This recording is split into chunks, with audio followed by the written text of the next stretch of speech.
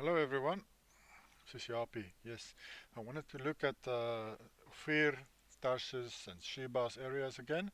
In the previous video I mentioned about when we read about the prophecy concerning the Battle of Gog of Magog, and in the verse 13 I believe of that chapter, Zechariah 34 I think, it mentions that the Battle of Gog of Magog will be where Tarshish and Sheba is, and also mentions dedan, but dedan and those are also in the same areas, I believe. But I try to show you in that video by maps and some information I had on this places that it is in the bottom of Africa, which is Mozambique, Zimbabwe, and South Africa, and that is mostly on the east coast, but that doesn't really matter concerning the battle. It just means that Israel in the second Exodus will gather in the bottom of Africa, and those specific places in that verse is in that territory of Israel. And yes, I wanted to look at it again because I want to make sure you get more information and more evidence that those places are actually in Southeast Africa. Just to drive it home that it is Ophir in Southeast Africa. I read through this book, The Gold of Ophir, and it was written in 1901 by Professor A.H. Keane. I already took some chapters, some paragraphs from this book, and I put them together on a Word document. So it's going to be quicker for us to go through these important parts of the book. So I'm just going to start reading from this book um, the most important parts that I think you need to hear. Midway between Ezion Geber and the Mozambique Channel, it may be gathered from the biblical text that many of the expeditions stopped here, while others, especially those equipped by Solomon and Hiram jointly, passed on to Tarshish port of the auriferous Havilah, Rhodesia. Rhodesia is an old name for Mozambique, for Zimbabwe. Rhodesia used to be the name for Zimbabwe. Okay, so it says here um, Mozambique Channel. Most ships just went from between Izangeber and Mozambique Channel. They didn't go further than that. Let's have a quick look where that is.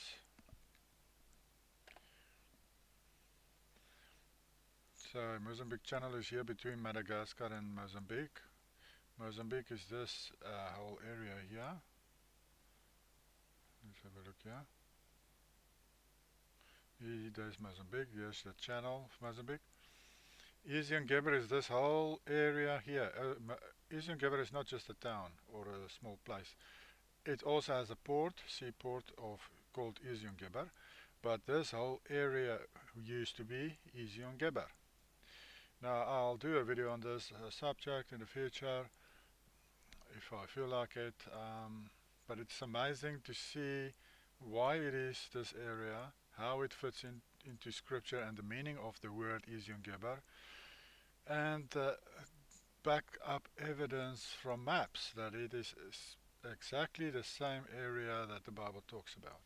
That was also an amazing find when I found out what the word meant and could actually pinpoint in Africa where it is. So yes, most of the ships, I say, between the middle of Izangeber here and the channel down here. So probably near Dar es Salaam or so. Most of the ships only went so far, but Solomon's ships and Hiram, it went past this point down here, right here by Tarshish. As you can see, I wrote here Tarshish, yeah. and Ophir and Queen Saba. And yes, this is where how far they went to get their products, silver, gold, and so forth. We'll look at that in this book now. They mention what they got from there. In this way, all the Semitic peoples, Himyarites, Jews, and Phoenicians, may well have found their way to the great islands. To the great island. Now, it mentions that Ophir used to be an island. Now, what happened? You can also see it a little bit on the old maps. Let me go to an old map, and I'll show you from an old map. This photo is not so clear, but here you have your Zambezi, and it met up with the Maputo river here. Saba is a bit higher, there's Sabia, but this enclosed this whole area, and it was like an island. It was actually still part of Africa, it wasn't separate, but all this water made it look like an island, this part of Ophir. That's why it says there, talks about an island. Well, where's that?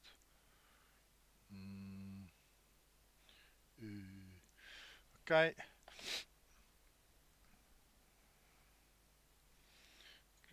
Great Island, where their long sojourn is still attested by the numerous Himyaritic elements in the Malayo-Polynesian Malagasy language, especially terms connected with the Sabeo-Babylonian astrology and divination, as well as by the survival of many Canaanite religious observances and Levitical rites prevalent in Phoenicia and Israel in Solomonic times. That was a mouthful, that sentence. That the biblical Tarshish, the Tarshish of Solomon and Hiram, is to be sought in the Indian Ocean. I wanted to, when it says here, it's on the east coast of Africa, that's what it says. Um, well, it says Rhodesia, so he must be referring to the east coast of Africa then. I wanted to show you when it mentions Indian Ocean. You see here it says Erythrea Ocean or Sea. Now, Erythrea, if you look it up, means red. And when you look this word up in the encyclopedias, you'll notice that the whole Indian Ocean used to be called the Red Sea. It's an interesting tidbit there for you that you probably didn't know about. Yes, so in old times that was called the Red Sea. Not just that little part there next to Egypt, and between Egypt and Arabia, uh, actually the whole Indian Ocean.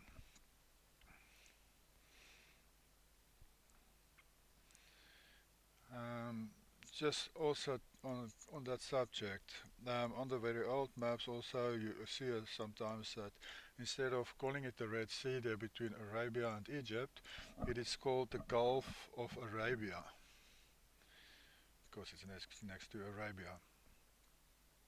Um, of the precious metals and of the other costly wares brought to the court of David and Solomon were the Himyaritic people of South Arabia, whose chief emporium was Ophir.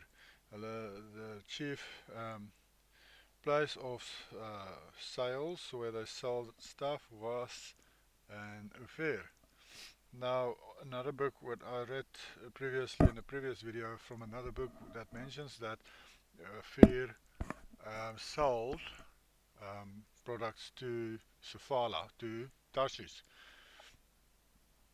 Um, the inland mines sold gold to the coastal towns to sell it then again to whoever pitches up.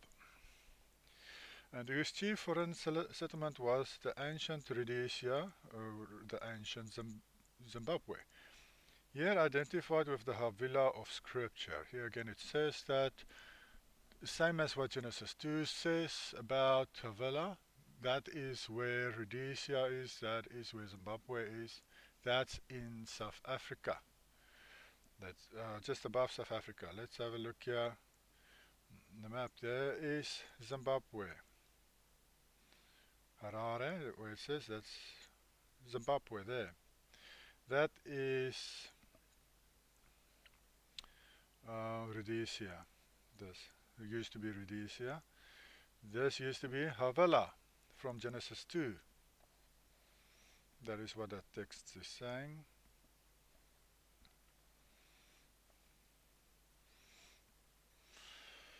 Here identified with the Havilah of Scripture, the whole land of Havilah, where there is gold, henceforth the Shephelah. Thought Ophir of Milton. We have merely to substitute Havilah to grasp the true relations. The Portuguese pioneers did not, with some distinguished modern philosophers, connect Shephelah itself with Ophir, as does Shephelah, Shephal, Shephar, Ophir, Ophir. It just shows how the name changed from Ophir to Shephelah here. But they thought their general conclusion greatly strengthened when they heard that the largest of the neighboring coast streams was called Sabia. Here it says Sabi. Even before this book was written, it used to be called Sabia because it is named after Queen Saba, as it still is.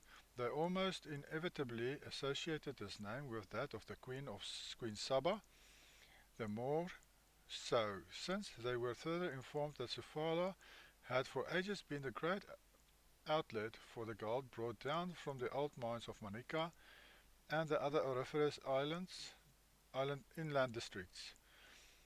At that time, most of the gold fields appear to have been comprised within the limits of the single state, the Kingdom of Shephelah, as it was called. Thus vanishes the fabulous Empire of Monomotapa, which was supposed to occupy a great part of the interior, and has in vain been sought by geographers for over 300 years. They just say here that the name Shephelah replaced Monomotapa. Later on they will tell you what Monomotapa actually meant, which also would make sense why it was called that, and that Monomotapa was also the same area as Ophir and the Shephelah. Concerning the Sabi River, Sabia, it was named after Queen Saba, and remember Queen Saba lived in Ophir.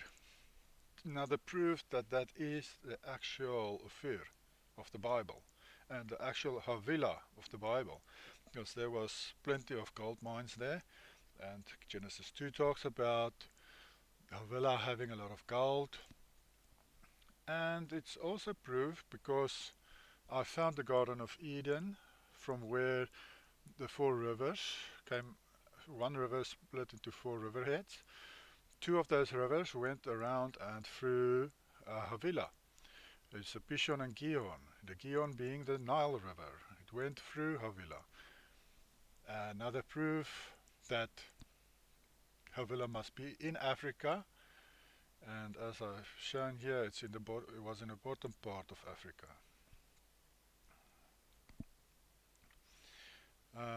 For Lord Chief Master, the second part evidently means mine from tapa, to dig, excavate. Here is explaining what Monomotapa means, so that Benumutapa and Monomotapa would mean Lord of the Mines, an appropriate title for the ruler of the auriferous Rhodesian lands.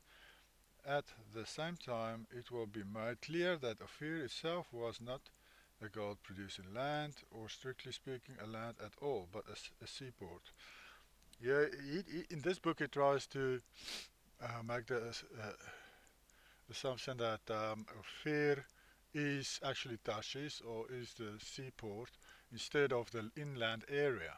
But as we see, Queen Saba, she lived more inland, and where she was called Ophir, so that this statement of his doesn't really make sense to me. And the Bible clearly states that Ophir is the one that where the gold is dug up. I wanted to show you a few of these mines. I showed it in the previous video too. Here you have your Butua, There's a mine there. There's your Masapa mine. Here's your Mount Fura mines. There's your Manika mines. See, there's a lot of mines there. Was probably many more, but that's the main ones mentioned in the books. Those four. Yeah, which had gold and silver. A lot of mines. Okay, let's go read on. At the same time, it will be made clear that the semi-official statements yearbook for 1901, page 226, informs us that working for silver, lead and copper has been suspended since 1894. Lead mines are also mentioned by Reclus. Hence, the silver, iron and lead mentioned by Ezekiel 27:12. Tarshish was your merchants because of your many luxury goods. They gave you silver, iron, tin and lead for your goods. So let's see here, amongst the multitude of all kinds of riches. This is starting to get confusing, I think. I think this part here, before this Ezekiel 27 verse 12, it just is trying to explain that official statements yearbook that there was also mines in that area of Ophir back in those days for these other products, silver, lead and copper.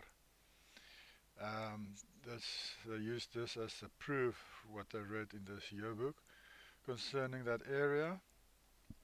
And that's why he refers to this verse, Ezekiel 27 verse 12, which mentions that from Tarshish they received silver, iron, tin and lead. So many of those, there were mines already. So, which also backs up the evidence that Ophir is there by where Havilah used to be, and Tarshish too. So they didn't just get gold there, they also got a lot of other stuff, even wood and animals and precious stones. Ezekiel 27 verse 22, the merchants of Sheba and Ramah were your merchants. They traded for your wares, the choicest spices, even spices also came from there, all kinds of precious stones and gold. Amongst the multitude of all kinds of riches sent by Tarshish to Tyre, might all have been produced in Rhodesia, since Tarshish itself was probably the present Cephala. Here it mentions that Tarshish, I believe, might have been Cephala.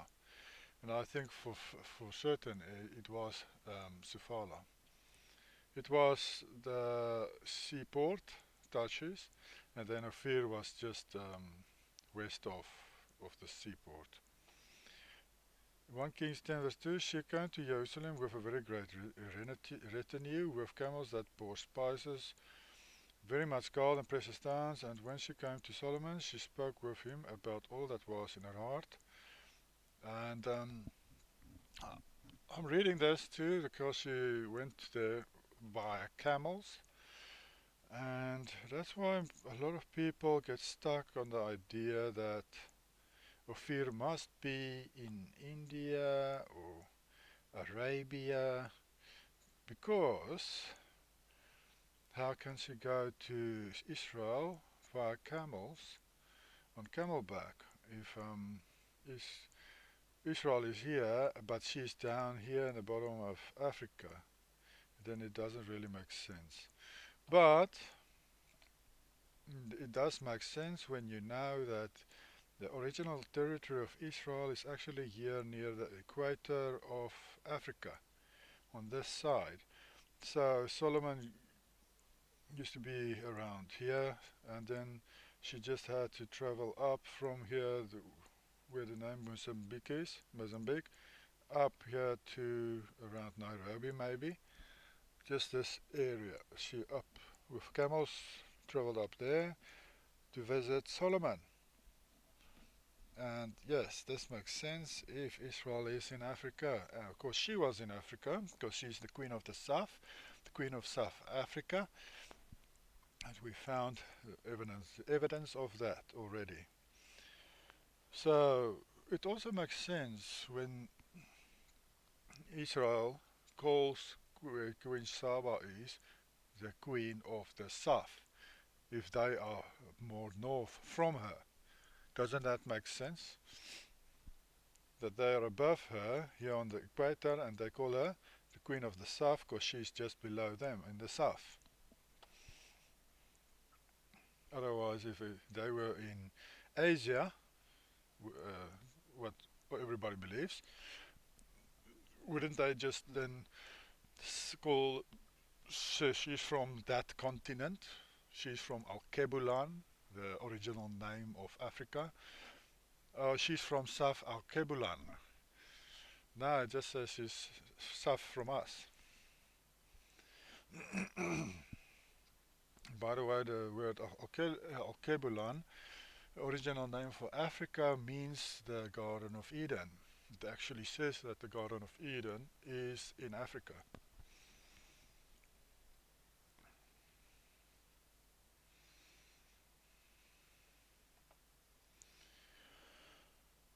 Um, Mentioned in the closest connection with the gold brought to Solomon, but are assumed not to be found in Rhodesia, recent exploration shows, on the contrary, that they do occur and are distributed over wide areas. The South Africa Chartered Company's report for 1901 speaks of rubies, true rubies thought of small size and in small quantities. More detailed information is supplied by Ben's associate, Mr. Robert Swan, who revisited Zimbabwe and explored most of the Mashona and Matabele lands between 1891 91 and 1896 and points out that many of the numerous temples of wayside shrines discovered by him occur in some districts, as between Maklotsi and Tuli, where there seems to be no gold but crystallized quartz.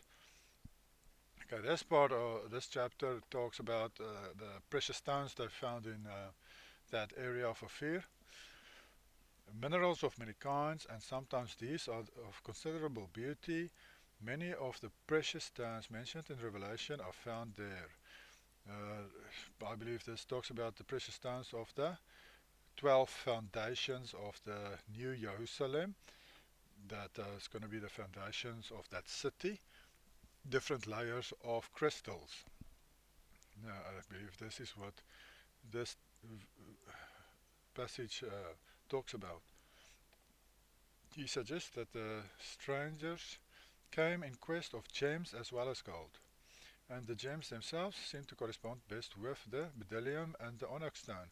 Remember in Genesis 2, about when it talks about the villa, it mentions there's a lot of gold, bdellium, and onyx stones associated with the gold of Avila in Genesis 2. Here it also says, he now infers that Ophir and Punt are one and the same land, and that this land was the present Rhodesia, which was first settled by the Egyptians.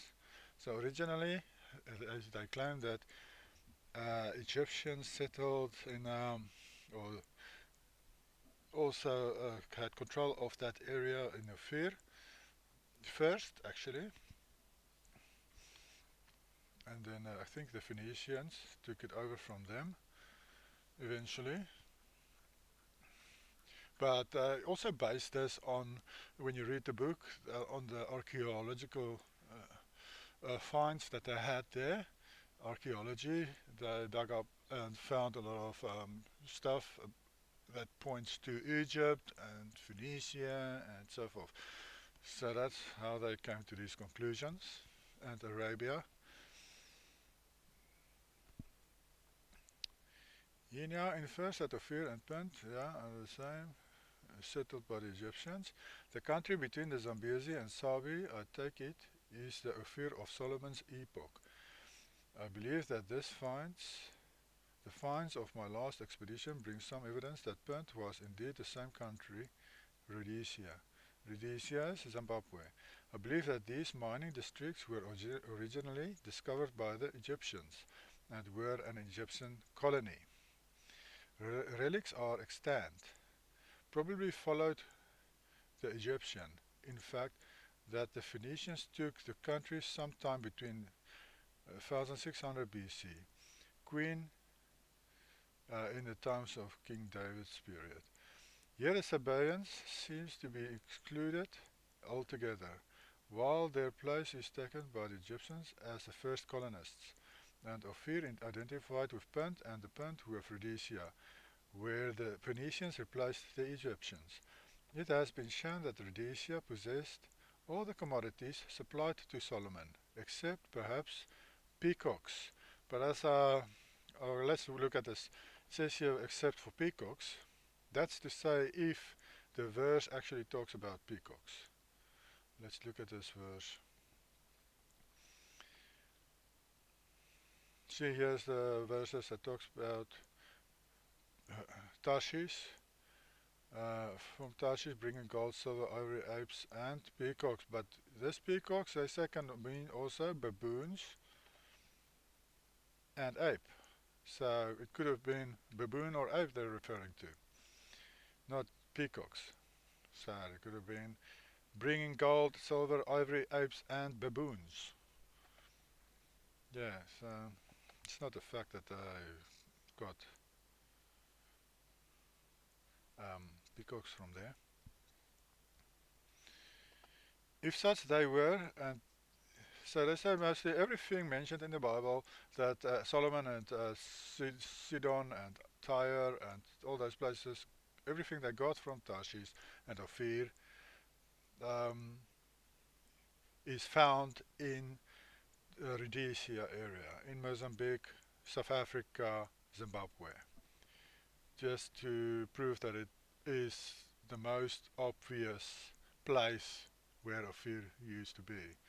The most obvious, there's most evidence that that's the place where Ophir used to be, and Havila. But I, of course, have more proof that Havila was there with my finding of the Garden of Eden and the four riverheads. I found that. And yes, that's another proof for me that it was right where they say it is. It says here, if such they were, and these may now be safely presented to those philologists who still believe that Ophir was India, but have nothing to say about Havila, which was Rhodesia. Anyhow, the peacocks could very well have come to Ophir from Taprobane, Ceylon, and from India, with which regions the Sabaeans also traded. I have called Tarshish the outlet of Havila, which would identify it with Saphala. Here again, this guy, Peter, he also mentions that he believes that Tarshish is the Saphala on maps, and that it's the land of Havila in the bottom part of Africa. And again, he says that if there were peacocks from Tarshish, that it could have ended up there from India. Because they also got stuff from India, and they could have just sold it again from Tarshish to whomever, to Solomon or wherever. But like I said, that verse could say baboons or apes, so it's not to say that it was peacocks. So the list of products, just write down here, the list of products mentioned in the Bible was silver, gold, lead, copper, tin, precious stones, spices, wood, baboons, apes, ivory, bdellium and onyx stones. And that's basically the products they got from, wow, did I put here silver? Yeah, I did. This is the products the Bible mentions that everybody got from Tarshish and Ophir, from Zimbabwe, Mozambique, South Africa. And even today they still get gold from South Africa, and also they produce the other stuff, silver and so forth. And remember, ivory, mostly you will only get that in Indian South Africa, in Indian Africa. So,